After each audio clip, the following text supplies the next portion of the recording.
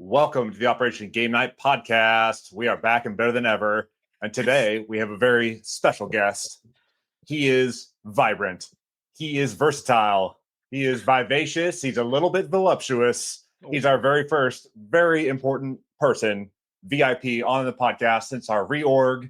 It's Vic from Games Y Más Podcast. How you doing, Vic? How's it going? That was a lot of V's. Oh, I like that. He's a vixen. Vic. Yeah, geez. Oh my goodness. I'm very excited to be here, guys. Thank you guys for having me. I mean, I'm excited to talk with you guys and I'm just excited, bro. I can't even speak right now. I'm just so excited right now. And excellent. Yeah, we're excited to have a discussion with you. But I got to introduce my other co-host. He's live streaming from his car. He looks a little bit like he's in the Blair Witch Project. He's Jared Erickson. How you doing, Jared? What it do? Yeah, I was relegated to the vehicle today. I'm on 5G, so if you lose me, just know that I'll be driving to the next hotspot. Apologize for the sound difficulties today, but that's what we do on Operation Game Night. We have to be flexible. I don't get into my house till tomorrow, so be looking forward to the Over the Fence, where I let you know all about my shenanigans in Virginia. So, did Adri relegate you to the car? Go sit in the car? Did she at least crack a window for you, or are you just she told me, don't you dare turn on that AC. Yeah, and I will have to be very brief. We got to be back in there, fight the good fight with the toddler. But I'm here for it. Excellent. Well, thank you for being here. Joining me, as always, the other co-host, the co-captain of the ship, Clayton Gable. How you doing, Clay? I'm doing good. I think it's only appropriate that today we're going to talk about how to have good productions in board games, as Jared brings down our production about 10 notches. Oh my goodness. It's only par for the course. It's okay. Yeah. I'm the anchor. I'm really the anchor here, and the anchor in the sense that I keep dragging us down and holding us back. So you're the podcast anchor being. This whole podcast revolves around you. But today we're talking about our favorite production decisions in board games. Board games are more than rule books and fancy art. Sometimes it's a little bit of production that brings the experience together. So I want to kick it off. Production is everything else surrounding the actual game itself, right? It could be the box. It could be the meeples. It could be a fun insert. It could be a player aid. It could be, any sort of accoutrement that also comes with the game. There's a lot of games out there right now. They're looking for those kind of gimmicks that make them stand out. Not all of these are gimmicks, but some of them might be a little gimmicky. But we're talking about some of our favorite production decisions by publishers. So I want to kick it off. Let's do an easy one. Should we do an easy one first? Yeah. Can we do favorite? Let's do favorite organizer tray. Oh my god! I don't know how you envision this going, but I want to talk organizers, because when you open that box, okay, let's the rule book off. You got organizers underneath, especially in some of our fancier board games, our larger board games with tons of minis, whatever it is. You got to have that organizer in there that keeps everything nice and squared away. What are some good board games that have great organizers? And this is out of the box organizer. This isn't aftermarket Etsy. This is the company. Aftermarket. Yeah, the company decided they were going to pony up and give the players a good experience out of the box. That's right. Yeah. Vic, do you have anything off the top? Because I got one I'm ready for if you need.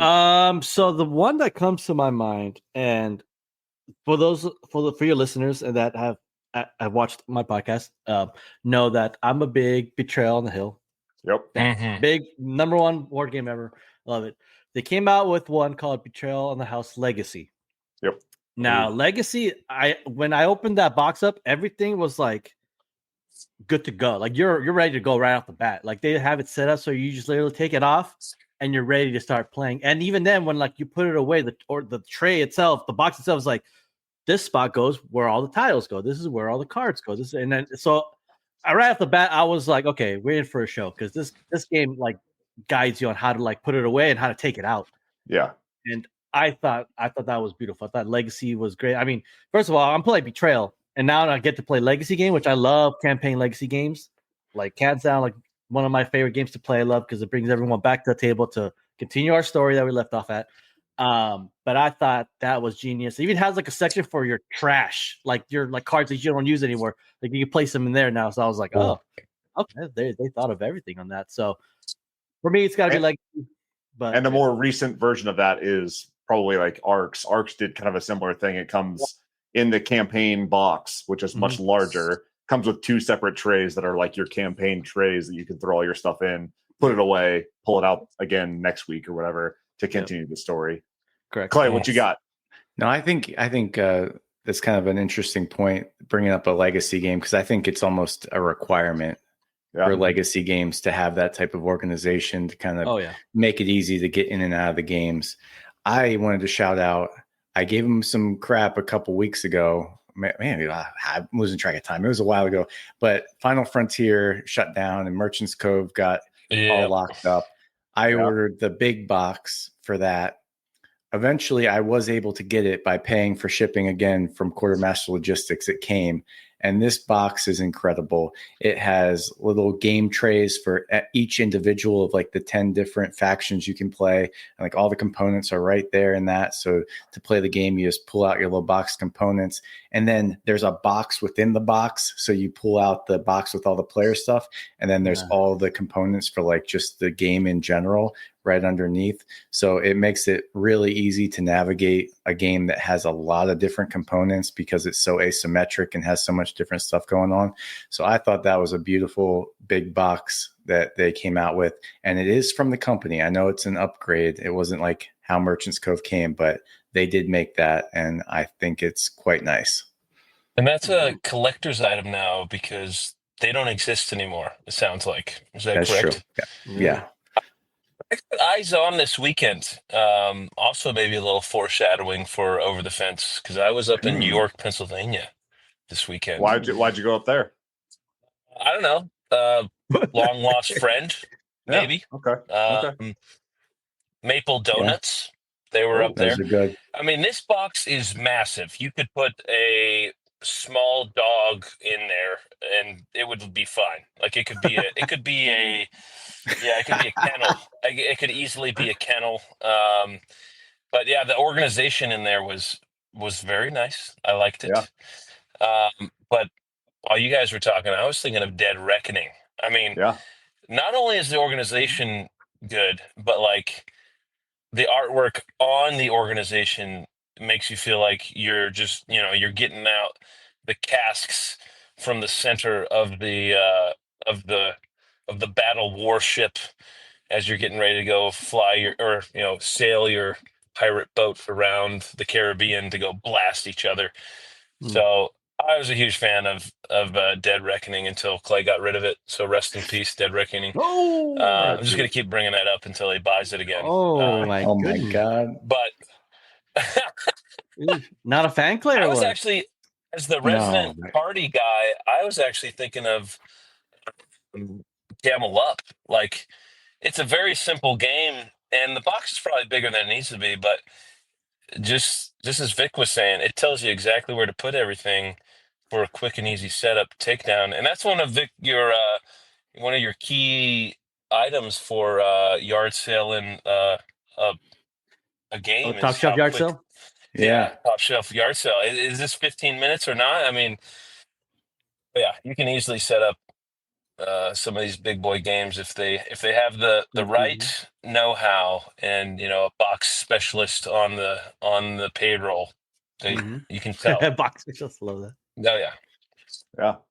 I was going to shout out any game where you can pull out individual trays for the individual players and just hand them to them. So like your dice thrones, your what was the one that I was just talking about the other day? Seven Wonders Architects. Oh yeah. like stuff like that, where you can just pull out something that is self-contained, you hand it to a player, and that is their whole setup. It makes it so easy, so fast, so fun. Dwellings of Eldervale too. That's what I was about to say. Dwellings of Eldervale. And Andromeda's Edge as well. Yep. Andromeda's Edge, yes. Oh my goodness. I wanted to shout out Dice Throne because their production is way over the top, and you can buy the individual characters and stuff. But like, you open it up, the rule book is right there for individual characters. They're like, their stat sheet and their like special moves and all that stuff. And the game is so simple. You just like pick it up, you open the top, and you're good to go. Stuff like that, I love so much. And then recently, I was punching my Chrome edition of the Thunder Road Vendetta. Yes. Oh man, it's got a game. Trays within trays within trays, all organized so smartly. Mm-hmm. And then the big box, the Chrome edition, has a box extender. This is another production. I know this is not an organizer. A box extender that lifts the lid like just ever so much to be able to fit all the expansions and everything inside. Stuff like that is so smart and just it's so satisfying to slide that thing back on there with the box extender. Everything fits so nicely in there. Oh man, beautiful organization, guys. So are we pro big box here? Because I feel like it's kind of a polarizing subject. I hear a lot of podcasts that like get a little pissy when there's a big box and they're like, well, now what do? I hulk this box around the game nights. It's not even convenient anymore.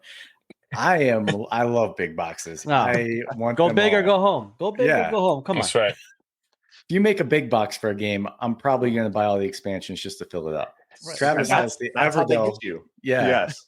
You got Everdell here, the Chrome Thunder Road Vendetta. I got these 2 Batman ones and 1,000 more Batman boxes coming. Like, I'm a big box boy.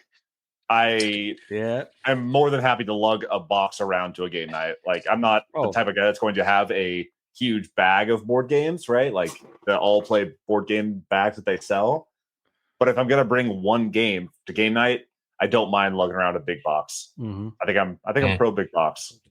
I think as the self-proclaimed officer in charge of vibes on Operation Game Night, I have given the blessing to approve big boxes. The vibes are good on big boxes. Yes. All right. Yeah, as long as the artwork is good on the outside, vibes are good. Oh yeah, it's gotta be eye pleasing for sure. It's gotta be eye pleasing. Yeah. Can't be blind. Let's talk components, like individual components in a board game. Are there any that jump to mind where it's like, this is what a component should be for a board game? It can be bags, it can be chips, it can be coins, it can be whatever it is. But like individual components, what jumps to mind as like a top tier, top notch component and production decision? We're just going top shelf yard sell off segment right now. At this point right now. Yeah, what is this? What are we commandeering? Are you guys taking over one of my segments? No. That's why we had you on. You're the expert merger right now. You don't even know it, Vic. Top shelf or yard sale with Operation Game Night. All right. We call that horizontal integration. There you go. Exactly. Come right in. Oh, we just zippered. Yeah, so, Vic, what you got for individual components that really stand out? Like, what is something that you're like, this thing is beautiful. I love this individual component. Feels good. Looks good. It's hard. It's hard to narrow it down because I have so many. I just recently got the Fall of the Mountain King and In the Hall of the Mountain King. Okay. But I got the Kickstarter edition. Yeah. I found it at a con, one of the conventions I went and I got it. So they got the premium ones, and man, those coins, those little gold coins. I'm like, it feels like I'm holding like Aztec gold. I feel like I'm holding like some like really nice, some nice coins. Everything's nice, and like they show you a picture of like it's like a reference sheet of like, hey, thank you for buying the Kickstarter. You may notice some differences from our basic ones. Here are the differences, and it shows like the basics, and then your Kickstarter. I was like, oh, I'm so glad I got this Kickstarter box because I'd be so bored with these pieces. So now I have like the metal pieces, and like whenever I have like metal like coins for like resources, I think those are just those are top tier for me. That's a top shelf right there for me. Right, you are talking our language because those metal coins are so satisfying. It feels so good. The weight, feeling the weight of it. Yeah. Yes, it's worth it. I agree. But yeah, I would go in the Hall of the Mountain King and the Fall of the Mountain King. There was this other one that my friend introduced, but I can't think of it. You guys might even bring it up. Where he also had like the Kickstarter edition, but like the coins felt nice. Even Andromeda's Edge, like the Kickstarter, like the all-in pledge stuff. Yeah. Some of those resource tokens are really nice, especially like the little ice resources, or like the cobalt, where like it looked like little like gold bars kind of thing. Or I thought those are really good resources. Like, and it drives immersion. If you guys know me, I love immersion, and so if I'm immersed into this board game and I have like thematic components with it, I'm getting involved in this game. None of this cardboard cutout stuff. So I'm not a big fan. But yeah. Jared, you got something that jumps to mind? Scythe was something that like early in my game journey that I remember the minis on the mech warriors were just pretty dope. And then like there's like some angel looking thing, if I can remember right. Is that on Scythe, or am I mixing that up with something else? But if there's an angel, I'm not sure what you're talking about. You have to paint a more descriptive picture for me, because maybe he was looking. Maybe he had wings. I don't know. But also, I mean, there was a guy with a bird on his arm. Like you're like maybe that was it. Your character figures in there are nice minis too. Yes, minis and characters, and just this gothy looking, real mech. What do you call it? Steampunky. Yeah, I loved it. But also, on my trip up north, I saw that those bite wing boxes. I hope Clay talks about those, because I'll just throw the bone over to you, Clay, because Reiner Knizia bite wing something or other. Can you tell me about those? Yeah, the sci-fi trilogy from Bitewing has been getting out to backers, and as a Reiner Knizia fan and also a fan of science fiction, this trilogy, I backed it at the most deluxe of tiers. I don't know if this counts for board games or not, but the Bitewing Games went into the trouble to produce a Reiner Knizia stuffy, a plushie, and I have that now, and that's amazing. Yeah, and like all the deluxe components in the Bitewing games are great. Bitewing in general has just been making some great productions. I love the feel of their, like in the Ego game, they have these alliance tokens and things, and they're all this like hefty, like almost poker clay iron type feeling chips, and it feels great. But I want to give a shout out real quick to a not sexy component that came to my mind when we're going to talk about this. I think we can all, probably agree, like, the metal coins, that's the sexy stuff. But in Castles of Burgundy Deluxe Edition, there's one component that I think makes it soar above, and that's that little grid that you can put down on top of your mat that keeps all your tiles in place if they were to get bumped. And I'm just like, man, that was such a clever decision to make that little grid, so that, that's the worst when you're like making a map out of like tiles of any type and they get bumped a little bit. And now you're like, geez, I got to rearrange this every 2 seconds.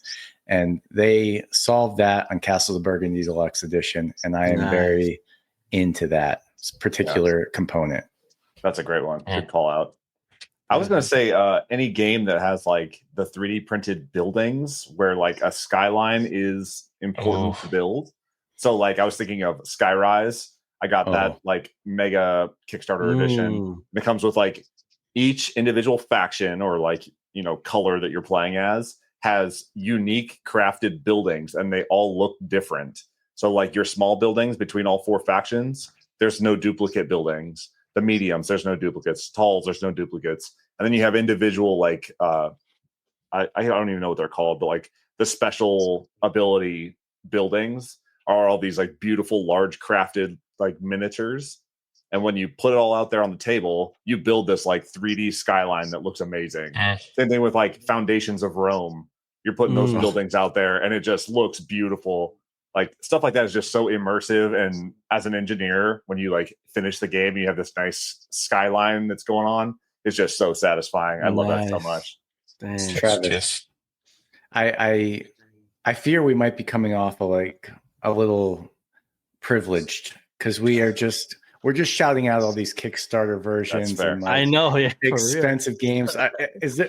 Can we give a little ode to maybe, a basic version of a game that does it well, that you don't have to deluxe upgrade to get something awesome? Yeah, Jared, what's up? Oh, I mean, I can't stop talking about Lost Rivers of Arnak, but the tablets, the arrowheads, and the rubies in that game, that's a base level. And they just feel so good when you have those in your hands. I mean, the meeples and those are kind of maybe so, but those are. I'm always pleased to grab a tablet. Maybe everything else is kind of like meh, but I do enjoy grabbing a tablet and an arrowhead. The arrowhead, like it's 3-dimensional. It's got that blue tinge. I love it. That obviously sprung right to my mind. But everything else is kind of like meh. Yeah. Shout out to our boy Paul Solomon and his Honey Buzz with the nice like jelly honey resources. Those things are satisfying. All the resources in that game are so satisfying to pick up and just play with, because like the honey is like actually kind of squishy and like sticky. Oh man, those are so nice. Dude, what about you, Mike? What you got? Well, first of all, Travis and Carly are destroying me in Lost Rivers of Arnak on BGA right now. So I have to throw that out right now. Jared. Jared. You're playing with me. Yeah. Sorry, Jared. Jared and Carly, correct. The other big military guy. I don't know how you got all the way to the top of that temple already, man. I'm like, bro, I'm struggling over here with resources, but you got that to lockdown. I tell you, I have like 3 games going on at all times of the day, so don't even worry about it. I do need to get your take on how you think Carly's playing, though, because I'm one of the other big ones. So don't worry, we're gonna play again. I'll re-invite everybody. So let's go. Yes. Let's run it. But I think to Clay's point about like basic, I mean, I'm not too much familiar with the Kickstarter versions of like the Awakened Realms games. But I mean, I bought Nemesis basic, and those components were amazing. The minis are amazing. I mean, the intruders are amazing. I just got Lords of Ragnarok also from Awakened Realms. Again, minis are amazing. The resource, I don't think there's resources in that game, but in Nemesis, we'll go back to Nemesis. The resource, like the fire tokens, are really nice.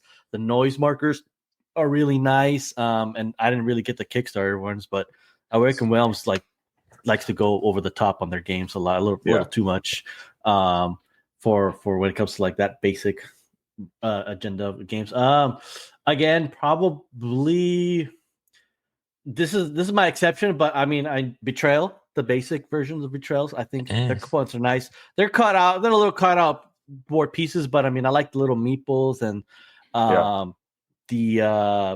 guess that's just the exception of like the little monster tokens you get. They're colorful. Their art design's really nice. That's a very basic version as well. But I mean, any game that has minis, I'm all for it as well. I mean, I had one of my good friends that I've had on the pod, Raul. He has the hot take that he prefers meeples over minis. He doesn't want games with minis. He likes meeples. And I was like, You're wrong. You're wrong, sir. Minis all day. I need immersion. I don't need basic little guys that are like this. I need actual immersion. I need to know what my guy looks like. Yeah, exactly. Oh, the little, exactly. I don't need poses. If this guy's a space pirate, I need to make him look like a space pirate, not some guy that's like doing a starfish pose. I don't need that. Okay? That's fair. But, Clay, what you got for small box or baseline games? Yeah, I think that this is going to be a kind of an obscure game, but it's another production decision just on a basic game. It's called Chuhan by Matago, designed by Tom Lehman. It's a like card shedding game meant for 2 players. There's a lot I don't like about the production. It comes in just like a normal card game type box that you'd find like Lost Cities or something. But in addition to that, and when you get it out, it has like a nice little dragon board that you keep track of your score and some like big chunky tiles for player aids. But they also put in there just a tuck box that you could take the whole game in a tuck box if you wanted to. And I thought that was really clever because, sometimes space matters. You just want to throw something in the backpack. You don't want to stick even though it's not a big cardboard box, they put like all the stuff to track scores as cards and all the stuff to player aids and stuff as cards instead of the tiles. So you can just take all the cards, take those other ones, stick it in a tuck box, and you're good to go. So that was a cool production decision by Madigo. I think that's who produced that game. But pretty sweet. And I was gonna shout out Fantasy Flight Games and their Marvel Champions. It took me a long time to realize this, but when you get one of their big, or like, let's say you get the base set, right? The Marvel Champions base set required for all players, regardless of how many expansions you want to go into. The base box has enough space to store the entire first wave of expansions. Yeah. And you can tuck them all in there, right? It comes with a couple decks pre-made, pre-loaded, all ready to go. But if you stand them up, you can fit the entire first wave in that core box. And every one of their big box expansions, they're like maybe 1 foot by 1 foot large. They're pretty manageable size boxes. Each of them has a divider in there that fits the entire next wave of expansions because they do the big box, then they do like, I don't know, a couple of heroes, or they'll do like a medium expansion that has like a scenario in there, but they are all sized to fit that entire wave of characters or expansions that come out. And then I don't know if they meant to do this or not, but it comes with like a little piece of cardboard that kind of holds it holds all the cards from bouncing around or whatever. You can cut that up and it like perfectly makes dividers for the different releases in that wave of expansion. So I think that is, I don't know if they meant to do it that way, but that's how people do it.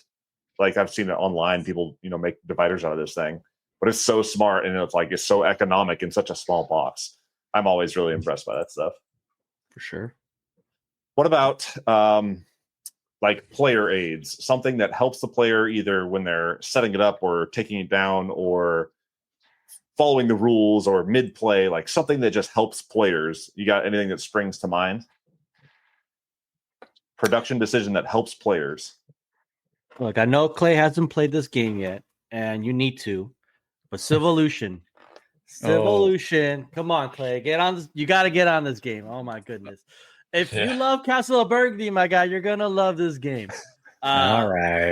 You got to get it. But Civolution gives you legit like a little booklet for each player that has all the icons on there. So, you can reference it back to whatever because this is a very icon heavy game. So if you're not sure what this icon does, you have your little booklet reference sheet, you open it up and it tells you everything you need to know about that game. I love Civolution. It's fun. And I think that, the little reference sheet is very helpful. I don't ever have to ask a question of like what this does because I just literally look at it and there you go.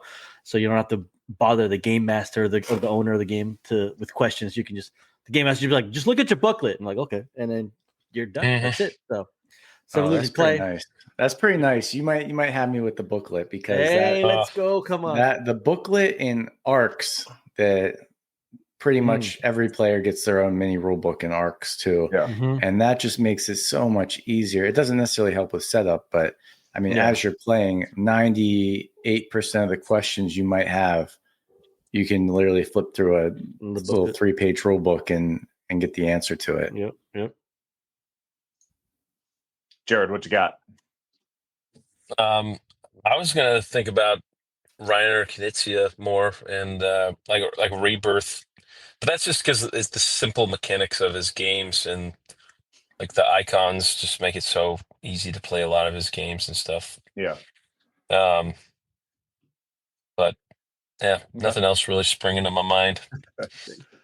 Clay, what you got? Oh, wait, I was gonna say we played the Seven Wonders. Duel Lord from of the Middle Rings, Earth. Duel from Middle Earth.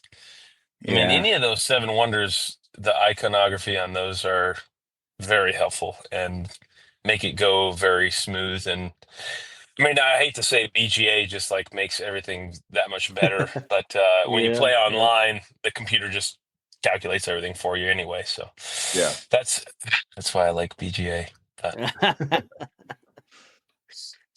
Clay, what you got for player aids or something that helps the players? Oh my gosh, I'm just lost in that cat's eyes behind you on that Wonderland's War box. And I'm thinking of the flow chart for battle. Yes. That just walks you through. Did somebody bust? Who won? How many, madness chips did you draw? Boo, boo, boo, boo. And until you finish the flow chart, you're like, all right, I know what I'm doing now. And then you flip it over and it's like Tea Party phase and you just run through it again. Yeah. It's an engineer's wet dream. Yep. Yeah, pretty much. Yeah. You're gonna love Civolution, Clay, man. It guides you through that too, as well. Through the all right. We gotta get them on. I gotta be your first playthrough, bro. I gotta say that. Okay, all right. Let's go. I was gonna take a different approach to it, but one of my great joys in the board gaming hobby is punching new board games. Like, I just love punching things and putting things in sleeves, and that's like so satisfying to me. And when I was doing my Thunder Road Vendetta punch, all of the individual cardboard things that you are punching out are labeled. And it says, like, these are used for threats. These are used for blah, blah, blah. And you know exactly where they go in the organizer. And then there's a couple blank ones in there. And it points at them and it says, like, keep these as extras or invent your own threats or whatever. I think stuff like that is so smart. You're going to screen print this piece of cardboard anyways for people to punch out and then throw away. Put instructions in the margins and let people know what it is they're punching, because it's so overwhelming in a lot of these games where you're punching so many pieces and you pull them all out and, like, let's say they have baggies for all of them or whatever. I don't know what goes with what. I don't know where it goes in this organizer. Like, stuff like that is just so satisfying when it has it labeled and you know where it goes, you know what resource it is and why it matters. It makes it so much easier to, like, put it away, and I'm less stressed about it. Definitely. Should we go the opposite direction? Like, what are some really big flops in production? Oof, that's a because I'm gonna start. Go ahead. Kind of a niche thing. Let me see if it's over my other shoulder. Quest for the Lost Pixel. Okay. It's a card-based game. It's pretty niche.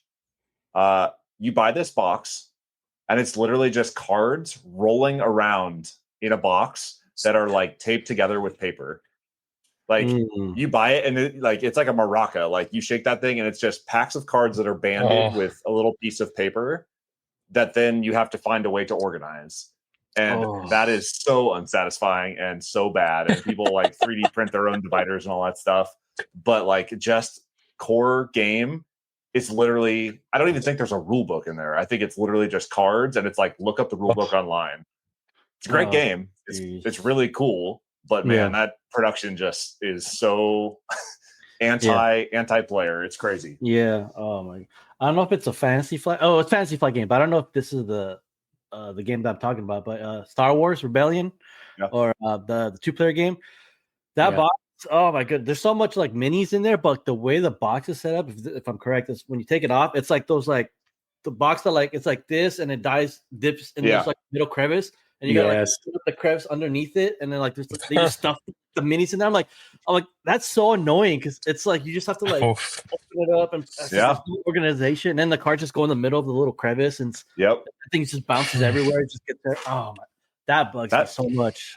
That's how the core box of Wonderland's War is. Like, you have to tuck everything underneath that, like, cardboard divider thing, because there's so much stuff in that box. It's crazy. Yeah. It's so annoying, because especially if you have cards and minis, everything's just gonna get jumbled up, and now your setup time just got doubled, because now you got to reorganize everything, and it's just like, I don't like board gamers. The thing about the minis are, like, you need to know where the minis go on the organizer, because sometimes they do not tell you where the mini's supposed to go, and they are, like, very similar, but they're not the same. And they all, like, you're like, okay, I think it's this slot, but it's not. But then it leads to inevitable lid lift, and we all know that's one thing we can all agree on. That's not what we want. It's just that is quite frustrating. But, inevitably there's maybe one mini that's just, like, really long. That one's easy to put back. It's long. But then the other 7 are just like very slight variations of like this, middle-sized warrior, angry looking thing. So that's painful. That's true. I wouldn't even thought about that. I was miserable with Marvel United when I had just all the boxes, like all the different expansion boxes, and I was trying to figure out where to put them all back in those things. And now they just all are thrown together in a big box, and I'm like, whatever, because the little insert wasn't doing much for me.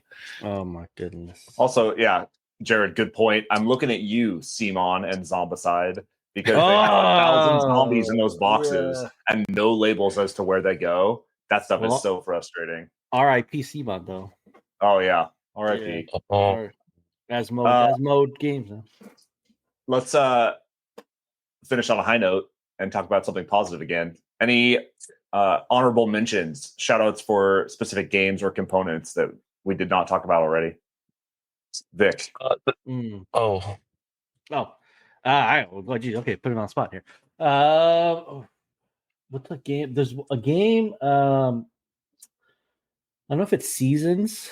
It's one of these games where like it's like a very dice heavy game, but like the tray inside of it like organizes it for like all the trays, all the individual like dices, so they fit into the slots. That way they're not jumbled around. I'm also thinking of like Formula D, the racing game that I have. Yeah. It uses like from like a D4 to like a D60 die.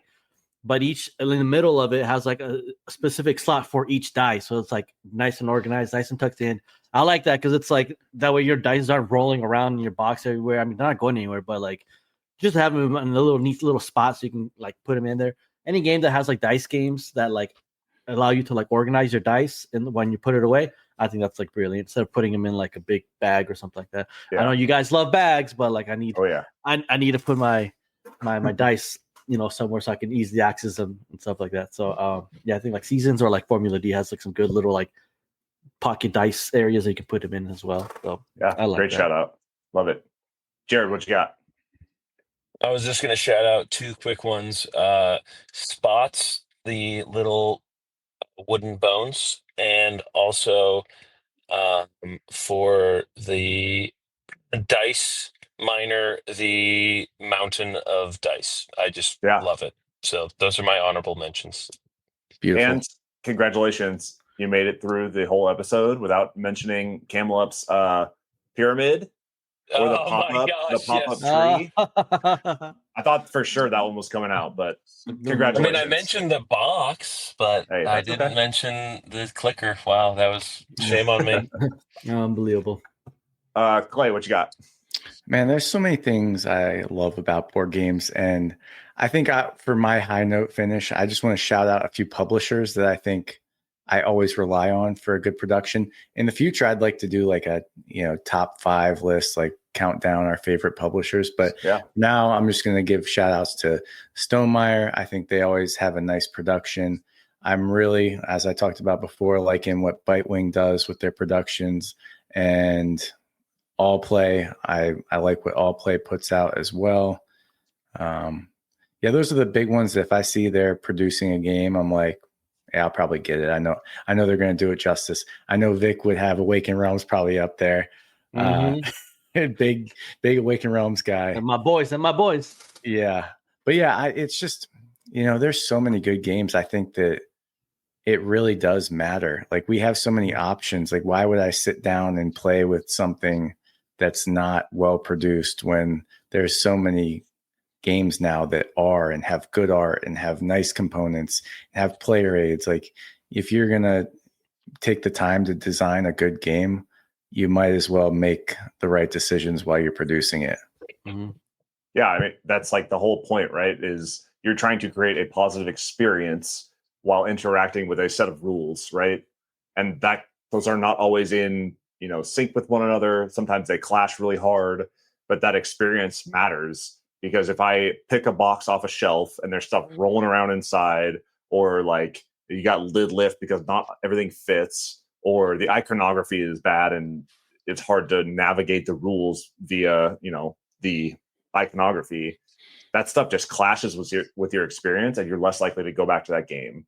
And with thousands of games, literally thousands of games coming out every single year, those little like clash points, they matter.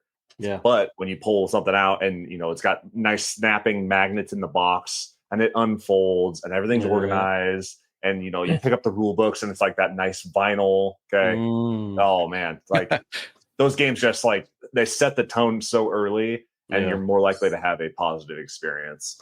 My final shout outs was going to be the what is it in Western Legends, the little tray, not the nuggets. Yes, nuggets are great, but also the market. What do you call it? The market. Yeah, the market. Like the little tray organizes all the little miniature cards. You have all your categories right there. It's easy to see. And then when you're done with the game, you just take that whole thing and you plop it down in the box and it's ready for next time. Yeah. So long as you're not like jostling the box like crazy, but there's enough in there that it keeps it all nice and compact. And then I was also going to shout out Chip Theory. Man, their productions are so over the top and ridiculous. It's going to be a small hint at our debrief that will come out next Monday. But I got a Chip Theory game that I want to talk to you guys about. That it's been, it's so good. The production on this thing is amazing. I can't wait to share this with you guys. But awesome. Chip Theory always goes above and beyond. Their games are prohibitively expensive for some people. I understand that. But man, their production is always way over the top, and they want that game to sing the moment you get your hands on it to the moment you pack it away. And they make some awesome choices. So nice. Anything else you guys want to talk about? Lazy Susan in Planet Unknown. That you could have played. They could have made the game without it, but it makes it so much easier to use. And I have been thinking about it all day today, and I don't know how I went through the whole episode and didn't bring it up. So Planet Unknown, Lazy Susan. How is Planet Unknown, by the way? I've been wanting to play that game so badly. It's good. It's a good game. If you like, polyominoes and filling up a board and moving up tracks, it's fun. You're just hitting tracks, hitting combos, and filling up your board. So I like it. Right up my alley. Or boards that are meant to rotate, i.e., fromage that rotate on that little spinner thing. Yeah. Oh yeah. Pretty nice. Steady. Pretty nice. Steady. Steady. Ugh. Oh. Ugh. Steady. Yes, we could go all night on that. We could go all night. But geez. For the sake of time, this has been an amazing discussion. Vic, thank you so much for joining us. Thank you. Why don't you give a shout out to your channel, your Instagram, tell people where they can find you on the internet. Yeah, first of all, I want to say thanks. Yeah, thanks guys for having me on here. For anyone that's listening or watching on YouTube, Spotify, wherever you guys, first of all, you guys should be following Operation Game Night. This is your first time listening to this episode. Give them a follow. These guys are amazing. I love listening to them. They're awesome. So go ahead and catch up on their episodes. Catch up to this episode, and then once you're done that, you can come over to my side of the corner here on Games Y Más podcast. We're dedicated to board games, video games, some pop culture things.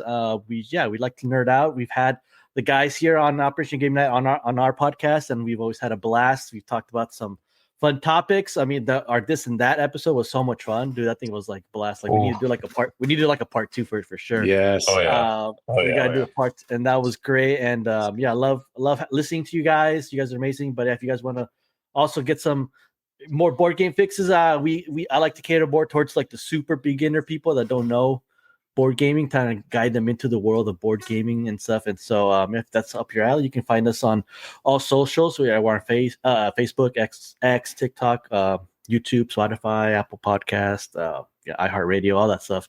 You can follow us we're at Games Y Más Pod.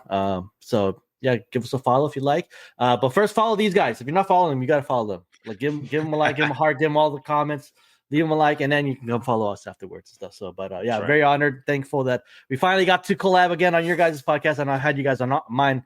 I'm glad that we get to be on yours, and so so thanks for the time, for allowing me to talk board games. What better way? Thank you for joining us, Vic.